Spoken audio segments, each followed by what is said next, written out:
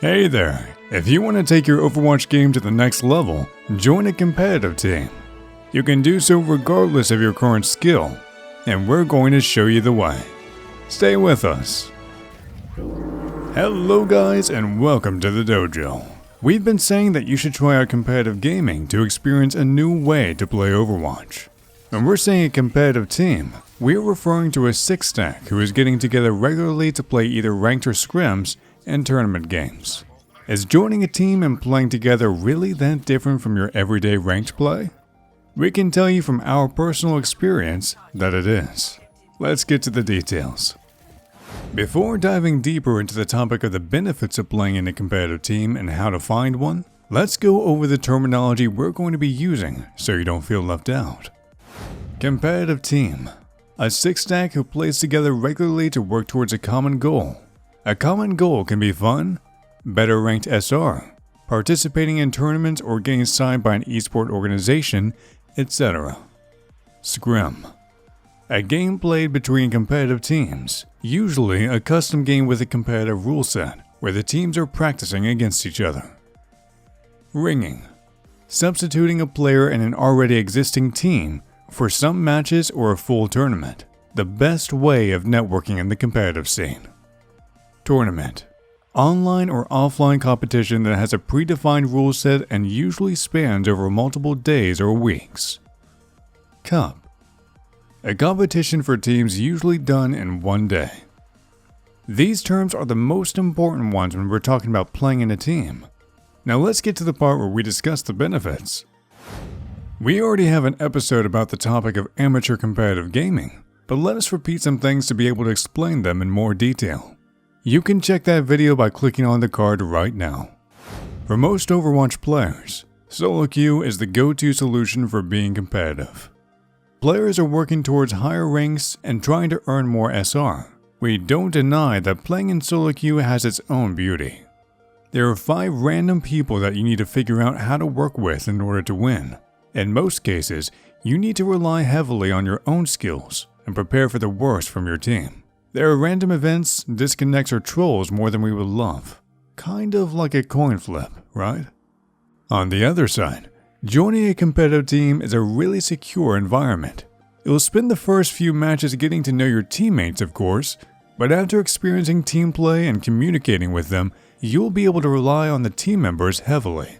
This setting is really different from solo play, as you can pull some things off casually that are hard to execute in solo queue. You can depend on your teammates, know that the team is there to support you. There's also an opportunity to experience with cheesy compositions too. No one's going to scream at you if you pick Widow in defense if you discuss it with your team and you agree on the pick. Apart from those aspects, you can safely dedicate your full attention to improving specific character details. Scrims are not about ranked points. There is no pressure there. You are doing these matches to improve as a team, and the goal for the sessions can vary greatly. Your objective can be team-centered, to develop your coordination and communication, for example, or just learn to execute a strategy that you devised. There are also heavily player-oriented goals in these scrims. Your team may want you to get better at playing Hanzo for a specific comp, or solidify your pharmacy play. The potential things that you can do are virtually limitless. A competitive team is a group of players who want to spend time together. The players may not necessarily be your friends, but they can get to be in time. You'll have a chance to play regularly with teammates who you can depend on.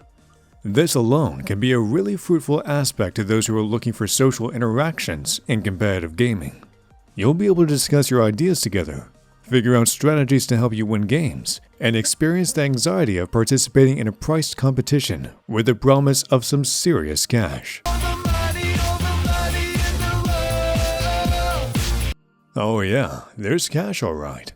Overwatch is still young compared to other esport titles, but there are tournaments and cups every week, not only for the highly ranked players and teams, but for the ones with lower SR and less experience too.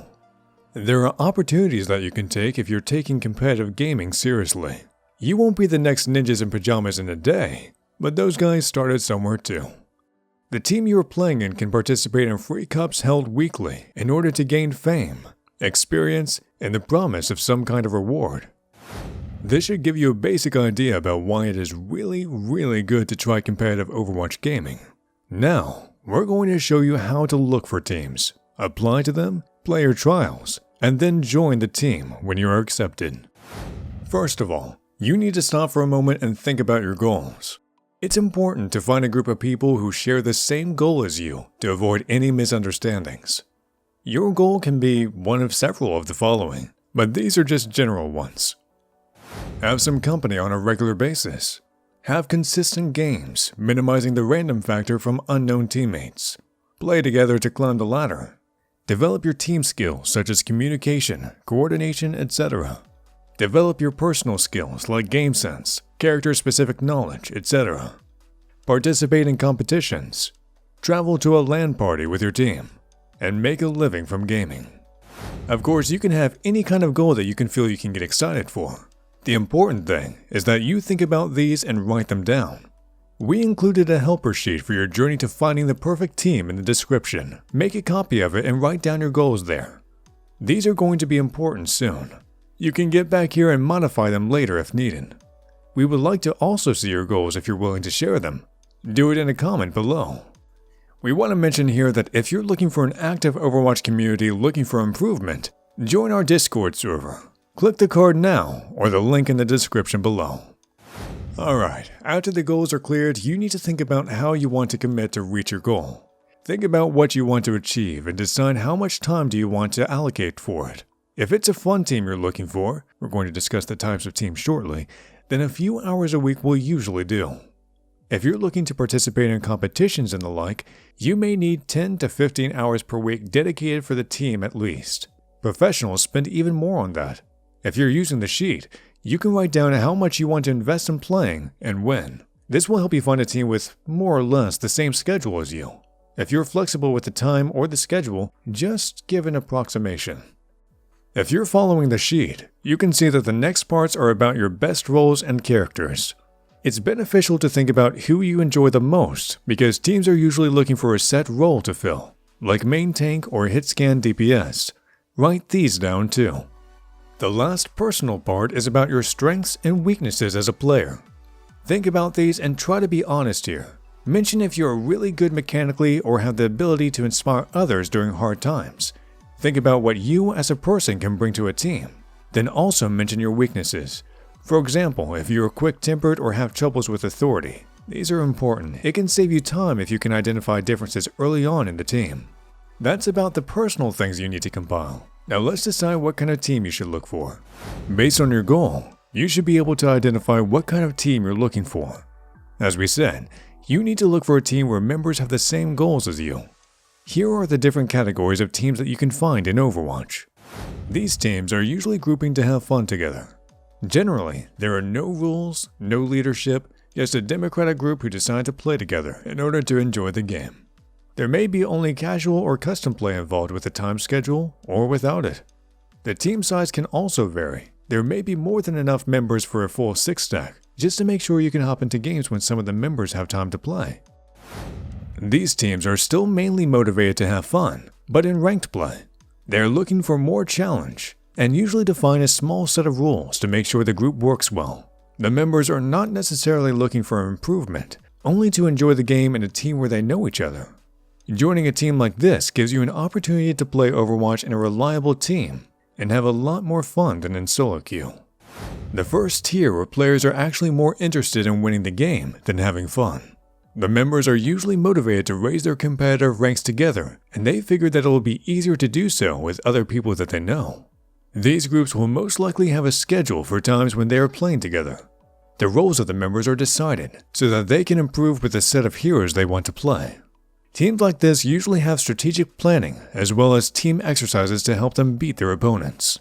Semi-pro teams are working hard to improve together and participate in different kinds of tournaments, cups, and events. These groups usually have a tight schedule with strict roles and measurable goals that they want to achieve.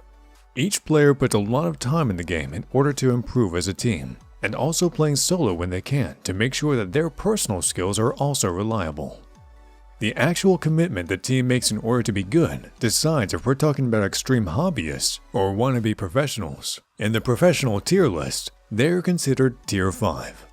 Professional teams are on the top of every competitive game. Players in these teams play for a living, committing a lot of time to improve their game as a team and individually. There are famous and not so famous ones, most often spoken about in tiers. This is the top level of dedication you can have as a gamer, so we only suggest this category for the most resolute players. Now try to match your goals with these team categories and write down which type of team seems interesting to you. Another important thing to decide here is if you want to be a part of a national team speaking your language or an international one with a different main language. Communications are really important in team settings, so decide which fits you better. It's usually recommended to look for teams near your time zone so you can coordinate your schedules. Now that you've compiled your sheet about your personal details and team preferences, it's time to start looking for a fitting group of players. There are websites helping players and teams to find each other, and Discord servers where you can see team ads or post one yourself. You can use the links in the description to visit or join these. Now look through the team ads and search for something that fits the picture we have created so far. You may not find a fitting one right away. Check these forums again later to see more candidates. Teams will usually describe what they're looking for in a player. You can decide whether you fit the description or not, and if you want to try to join that particular team. Write down these contacts. You'll need to get in touch with them for the next step. Applying to a team is easy. Read their ad, and if they have any questions or requests, make sure to answer them in your message. Say hi, describe yourself briefly, you can use the sheet you created, and tell them that you want to apply. That's all there is to it. After your message, they're going to get back to you in most cases. Sometimes they're not going to respond at all. You can try again in a few days, or just leave them be. When they do get back to you, make sure to ask your unanswered questions about the team and answer theirs about yourself. After this round, there's usually a tryout where you need to show them what you've got. Now here comes the interesting part. Most teams will ask you to trial for a position because they usually have more candidates for the same spot. You're going to play with a group so that they can decide whether they like you and your game or not. This generally means that you need to play a specific hero or a set of heroes. A quick note here, the Overwatch Dojo team offers personal coaching if you think you need help to get better.